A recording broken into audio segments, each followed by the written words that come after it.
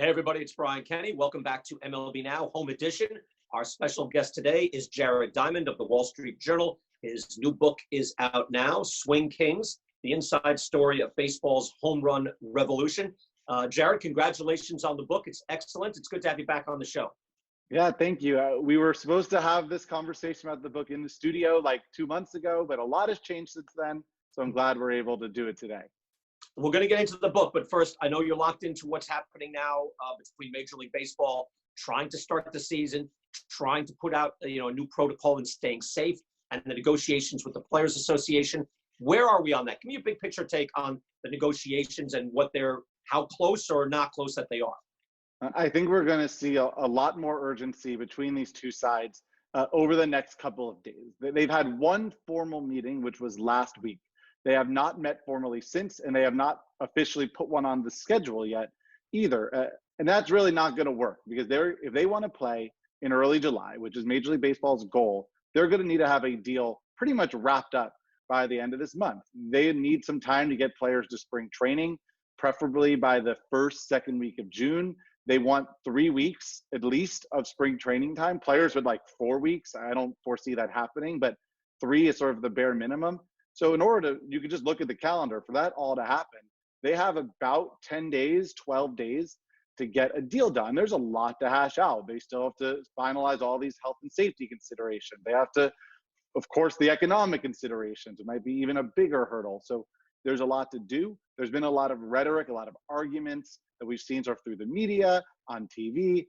I think that's going to start quieting down, and we're going to see more real, let's get to the table, try to hash this out. Because ultimately, both sides do want to play baseball this year. They would love to be playing on July 4th. Everyone knows how good it would look to have baseball on our TVs on July 4th, given everything going on.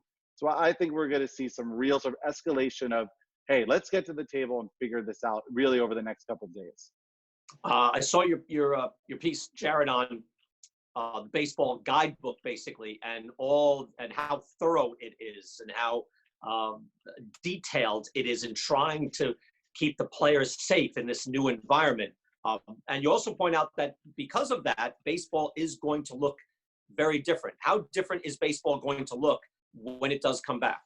Yeah, it's going to be nothing like the baseball that we are used to seeing from what it looks like. It's still going to be the game. They're still going to throw the ball, hit the ball, catch the ball.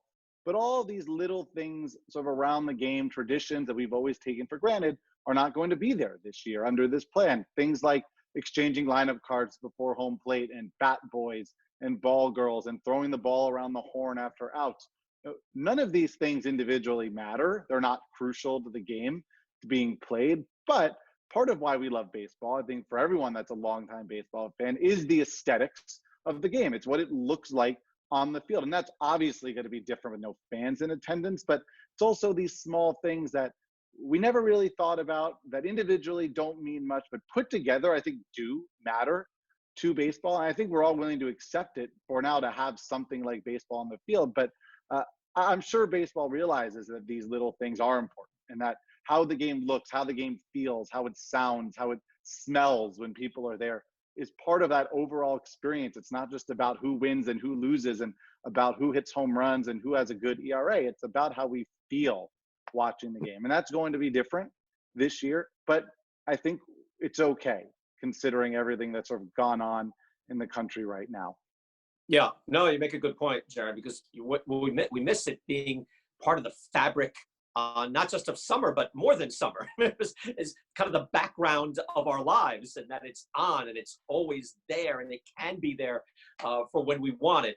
And whether you're watching very closely the way we do, or if you like it on in the background and you like knowing that baseball is there. Speaking of which, to your book now, it is fascinating. What I think is fascinating to this show is breaking the exclusivity of expertise, which you bring up with a lot of the coaches here. Craig Wallenbrock as well, right? I think specifically saying he comes through and it's like, wait, how can you teach hitting? You never hit in the major leagues. So explain this new dynamic that is prevalent through baseball now with coaches coming up with very new ideas and new technology. I think what I learned working on this book that surprised me to an extent was for most of baseball history, the criteria for being a coach in professional baseball was actually shockingly simple. It was one, you played professional baseball yourself, and two, you were friends with the manager or somebody in the organization who sort of gave you the job. It wasn't much more sophisticated than that. There wasn't too much thought for most of baseball history about what are you really bringing to the table. So what ended up happening was guys would sort of teach what they were taught by their hitting coach, who probably taught what they were taught by their hitting coach. And it just was this cycle that went on for generations. And it worked. It worked for a long time. But what's happened is there's people out there that didn't play at the highest level that started saying, there's probably a better way. Guys that embraced video earlier than maybe professional baseball did, and now even more modern technology that exists today. And they started making observations about the swing or about other aspects of the game. They realized what's being taught isn't necessarily ideal. And these ideas were quieted. They were kind of shunned by pro baseball for a long time. But what's changed now, I think, goes back to Moneyball.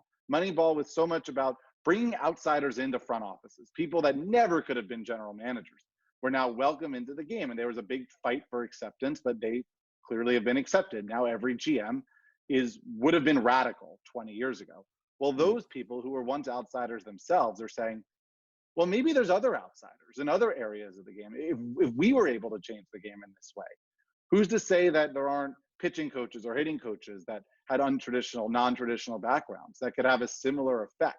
And finally, a guy like Craig Wallenbrock, who's in his mid-70s, has been teaching hitting to star players privately and quietly for decades. Guys like Michael Young, Chase Utley, Ryan Braun, Paul Konerko, great hitters, did it behind the scenes, is now finally been accepted into professional baseball. It's a remarkable story. And you get into the history of it too, in that the early scientist, it's not a secret, and yet it hasn't been fully, I guess, explored, is Ted Williams, right? What was Ted Williams doing that's being done now? Ted Williams wrote in 1970 in his book, The Science of Hitting, that you've always heard the ideal swing is down or level, what I was taught in Little League, what I'm sure many kids are still being taught in Little League. Ted Williams wrote, that's wrong. And the ideal swing is actually up, and you want to hit the ball in the air. He wrote there was a 10-degree incline on his swing. Don't know how he calculated that, but since Ted Williams said it, I'm just going to believe it's true because that guy was a wizard, a scientist. People didn't really listen, though, for a long time. They said, oh, you're Ted Williams. You have 20/10 vision. You have superhuman athleticism, hand-eye coordination. That won't work. But this guy, Charlie Lau, he knows what's up, teaching this sort of more traditional swing. It took a long time until we had technology where we were able to hook people up to machines and sensors on bats where people go, oh, my God, these great hitters, that is what they're doing. They may say they're swinging down. Guys like Alex Rodriguez might say on TV that he's swinging down on the ball. But now we could see pretty clearly he's actually swinging up. And power is the name of the game today. It's about hitting the ball out of the ballpark, driving the ball for extra bases. It's a much different game than it was 70 years ago or even 50 years ago. And now everything's about get the ball in the air. And the numbers don't lie. Since 2015, the overall batting average, collective batting average on balls in the air, that from infield pop-ups to home runs, is 406. I don't think there's any sort of more telling number than that. Where does it go?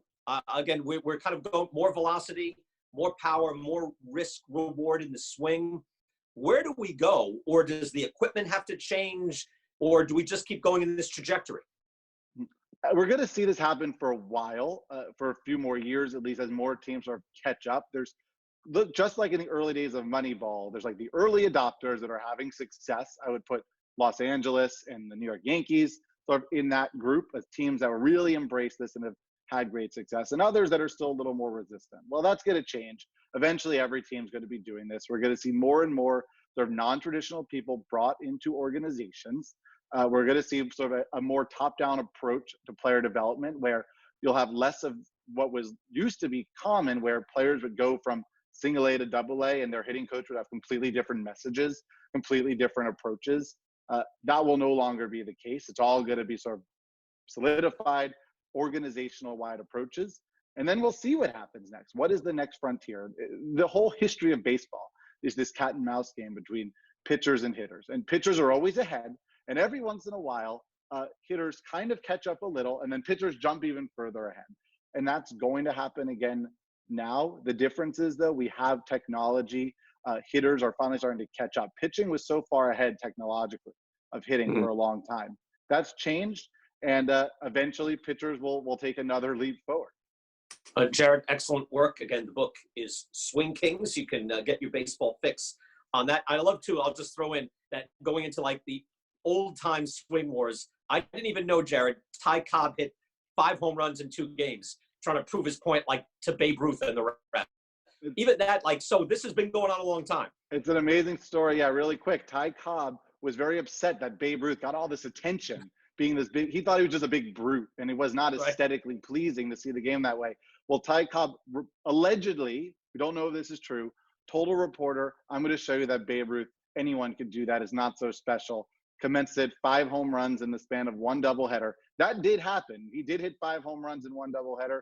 Whether or not he called the shot, we may never know, but it's a great story. Excellent stuff. Hey, Jared, always a pleasure. We'll see you in person soon, hopefully. Take care of yourself. I hope Thank so. you. Thank you.